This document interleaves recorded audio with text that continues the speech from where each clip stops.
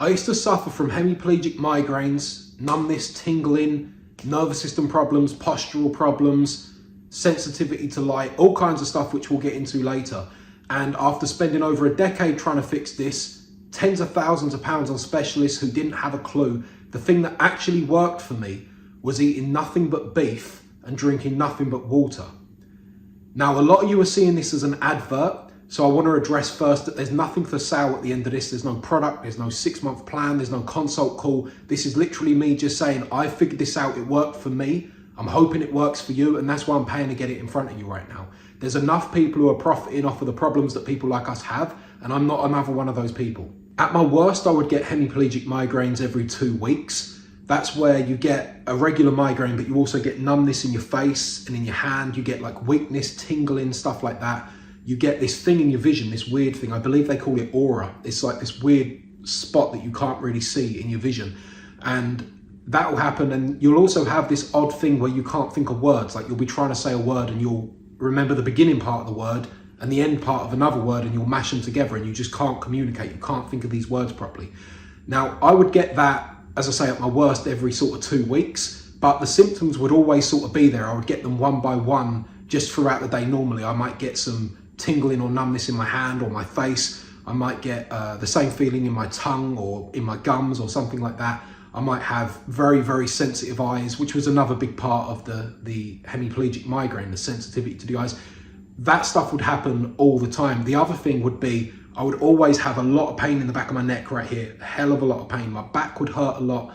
And my shoulder, this was from an old injury, so this might not be as relatable, but my shoulder would sort of come in and out of the socket quite a lot. This is one of the things that very rarely happens now. In fact, I think it's happened once in the last sort of 3-4 months. And it was very subtle, and it was after starting to try and do a little bit of exercise. The sensitivity to light meant that I had to wear sunglasses all the time, anytime I went out, even in the night time, because of the car headlights and the people who wear them head torches, street lights, all of that stuff would just dazzle me, and the light would just stay in my vision and I wouldn't be able to see properly for, it could be literally 2 to 5 minutes afterwards. That'd stay there and it would hurt. My eyes would hurt a lot.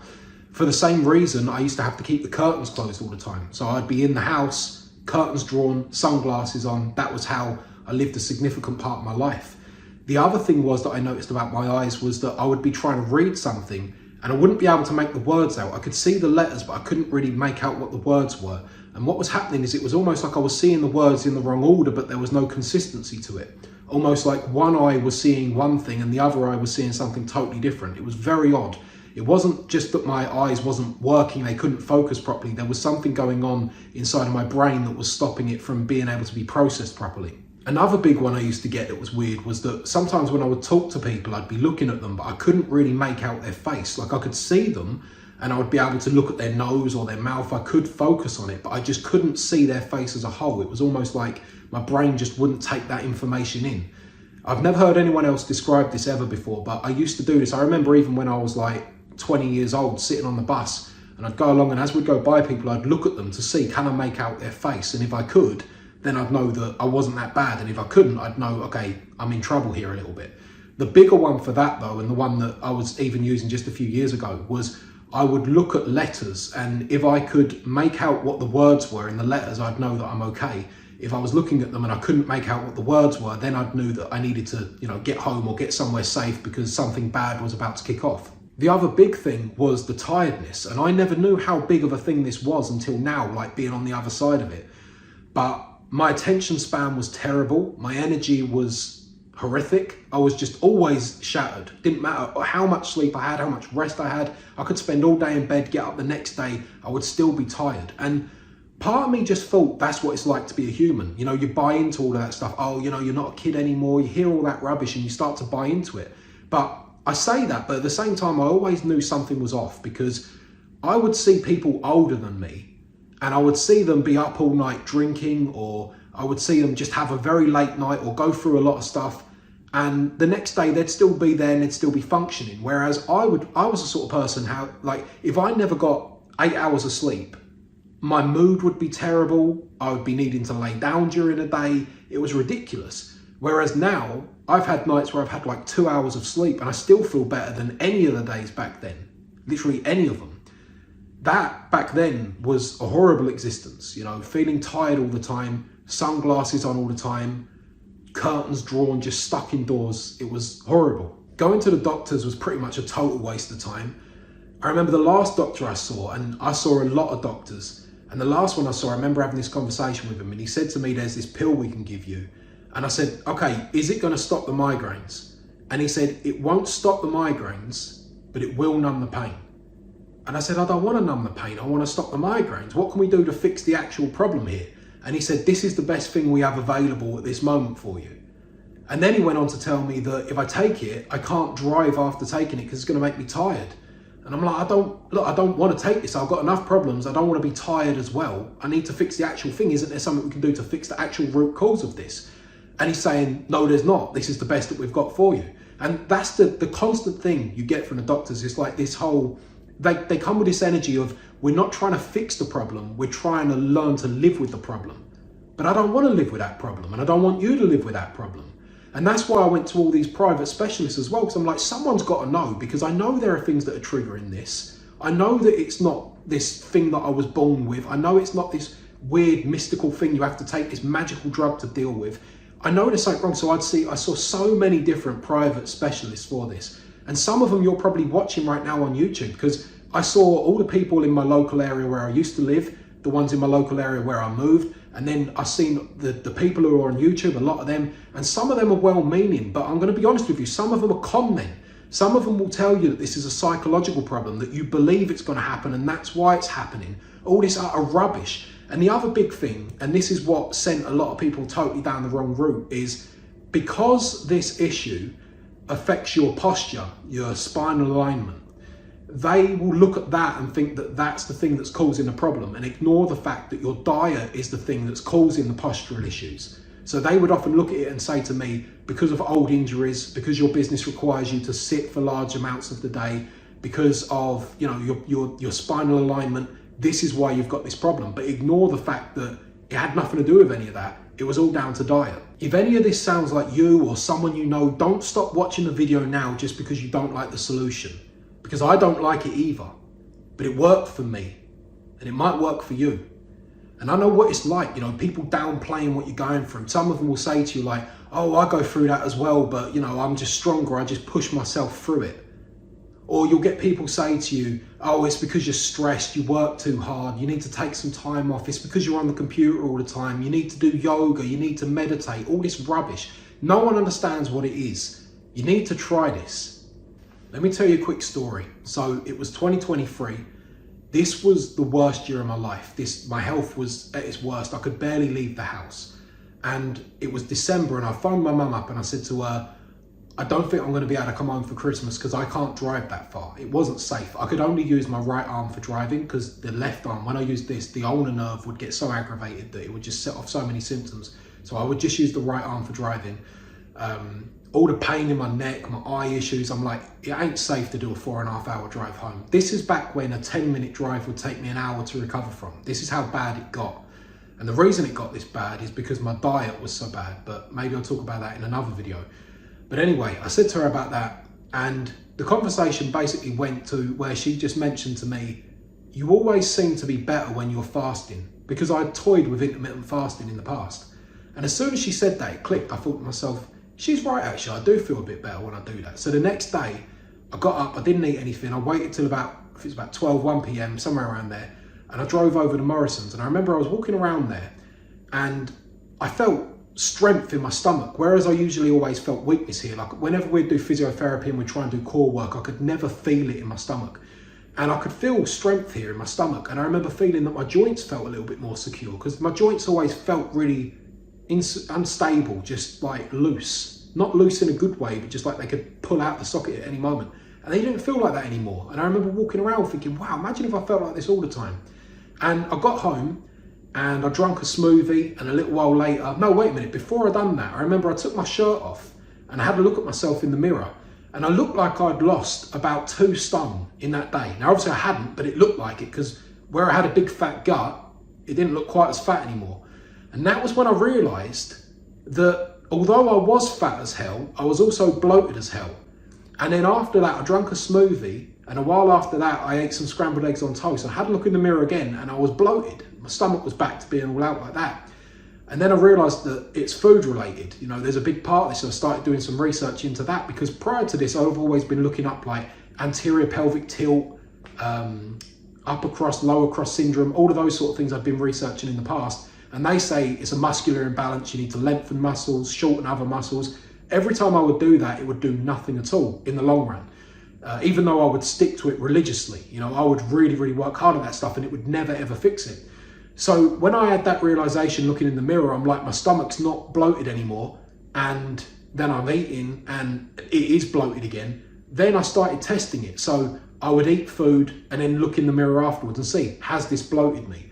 And I remember the one thing that never bloated me once. So I would eat food in isolation. So I would just eat some bread, have a look. Just eat, you know, I don't know, some fruit, or just have a smoothie or something like that and have a look. And I remember the one thing that never done it was steak. Whenever I'd have some steak, so I'd cook up like a bit of rump steak, I'd eat that, I'd look in the mirror and it would never bloat me. And I remember going through it and just trying every single thing and being like, well, I can't just eat meat, can I? Like, you got to have carbohydrates and all this sort of stuff. That was what I believed, because that's what I was always told. And then I remembered hearing about Michaela Peterson on Joe Rogan's podcast. And I remember her talking about that diet, and I never thought anything of it at the time. Just sort of thought, you know, it's good that works for her, but never thought that it might have any impact on what I'm going through, because I thought mine was, you know, postural and muscular imbalance and all this stuff. And I thought, well, if she's done it, maybe I need to do it. Started looking into it, had a look on Reddit, and I'm seeing there's loads of people on there talking about similar-ish things to me and how the carnivore diet fixed it. So I went on to the Lion diet, which is the beef only diet. I'm not on that anymore. Now I have pork and sometimes chicken, and I'll have honey and coconut water. But to start off with, I wouldn't change a thing. I would still just do beef and lamb and lamb's liver. But anyway, I've done that. And for the first 2 weeks, I remember I was like shattered. My energy levels were all off. I was like struggling to get out of bed. It was difficult, because not only was I coming off of foods that I was intolerant to, I was also coming off of excessive amounts of sugar and caffeine. And so I was exhausted, and it took my body a long time to get back to normal. But I did notice, even though I was exhausted, I didn't have as many symptoms. I had some discomfort. I mean, it's not like it's just going to go bang overnight and all fix itself.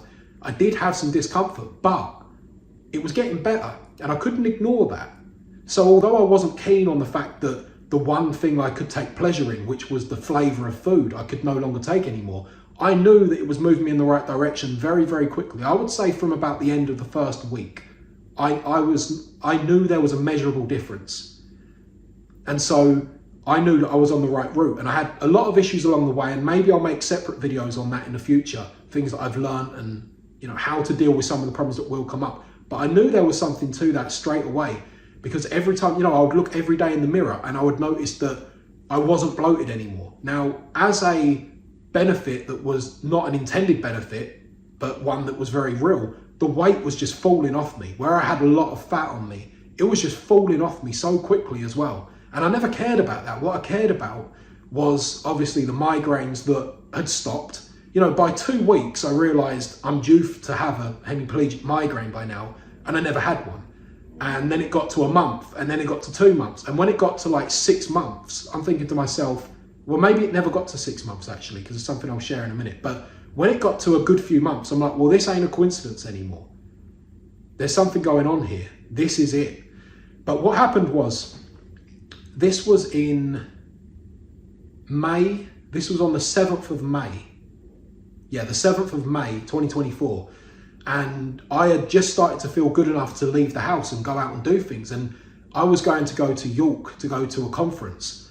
And this was the first conference I'd ever gone to. I'd never felt up for doing anything like this before. Just driving 2 hours to York, I would not have done before, let alone going and mixing with people, being in a place that has artificial lighting and all this sort of stuff. And I remember I wanted to clean the car. I didn't want to go there in a dirty car. I took it over the car wash. That was closed. And so I had to do the manual one. And I would have never have attempted this in the past, but I did. And I'd done it manually. And I shouldn't have done that because I weren't ready to. I weren't ready to start physically moving about. Again, before this, I struggled to do the washing up. You know, I had times I struggled to pick things up off the floor. I had times where I could not look up, like I'm looking up talking to you like this now. I had years where I would have been like this because I couldn't lift my neck up. I'd be like this, looking down all the time, looking down at this angle and sort of looking up with my eyes, or not even looking up, just looking down at the floor like that. And people thought it was because I had like, maybe I was shy or something, but I wasn't. It was because if I tip my head up like this, I'm getting this pinching in the back of my neck right here. There's something trapped in the back here. I don't have that anymore. But anyway, I'm going off on a bit of a tangent here, but what I was saying is I was going to York the next day, so I cleaned the car by hand. And I remember I had the symptoms start. I had the thing with the eyes, I had the numbness in the hands about 2 hours after doing it. And I was devastated because I'm like, none of it worked. You know, that was just a lucky period. It didn't work. I'm back to this problem now. I've paid all this money for this Airbnb, for this conference thing.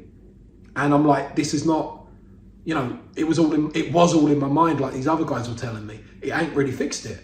But instead of lasting for 4 hours as a minimum, which is what the hemiplegic migraines used to last for, this lasted for about an hour. And afterwards I went to sleep and I woke up the next day and I felt not my best, but I felt pretty much okay. And I got in the car and I drove to York and I felt all right. And I went to the conference and I felt fine. I mean, this is very early on. This is, I don't know, maybe 4 or 5 months after starting it and after doing something that challenged me a lot physically. And that was the only time I've had it. So now, as of filming this right now, I'm coming up to almost exactly a year from that date.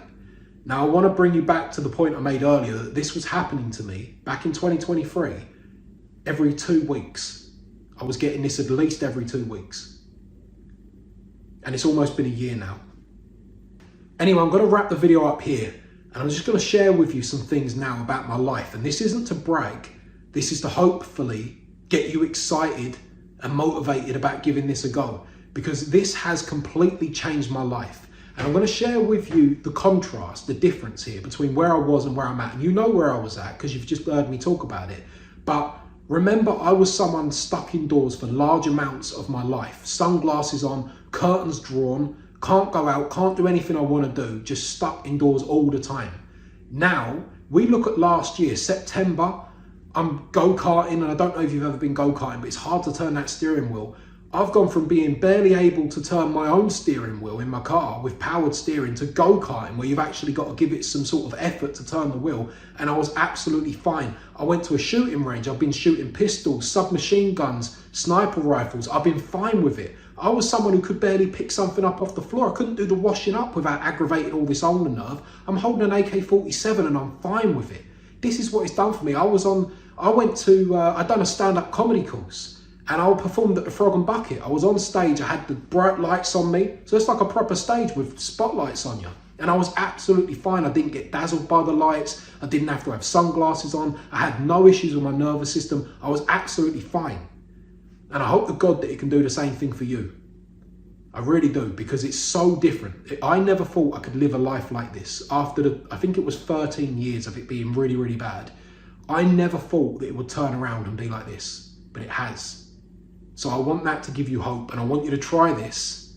Now, obviously, I'm not a doctor, and I don't know, legally, I probably have to disclose that and say to you that, you know, this ain't medical advice. But at the same time, me telling you I'm not a doctor, if you've gone through anything like I've gone through, that should probably fill you with more hope, because you know that most of these people are useless. They don't know what they're talking about. They've got no answers. This actually worked, for me anyway. So what I'm going to do is this.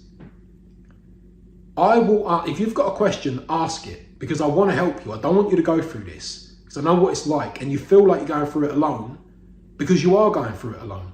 But I don't want that to be the case. If you've got a question, ask it, and I'll answer it to the best of my abilities.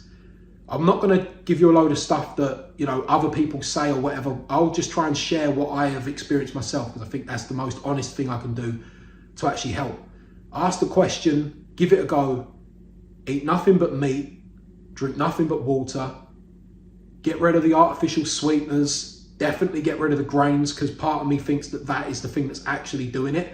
But just do the beef, just do beef. because beef is such a clean thing to eat. Your body deals with it so well. I don't know, I can't say for sure about the other meats. I don't know if I was eating pork and chicken, whether it would have helped so quickly. I don't know. I just know that I enjoy those things now and I feel good when I eat them now. But start off, just do the beef, just do the lamb and lamb's liver. And just drink water. Don't have tea, don't have coffee. All of that stuff's rubbish. Get rid of it. Beef, water, bit of salt. Pure electrolytes are fine as well. Get one without sweeteners or anything like that. Pure electrolytes, water. Do it. And let me know how you get on. Put a comment below. I want to hear that you're getting better.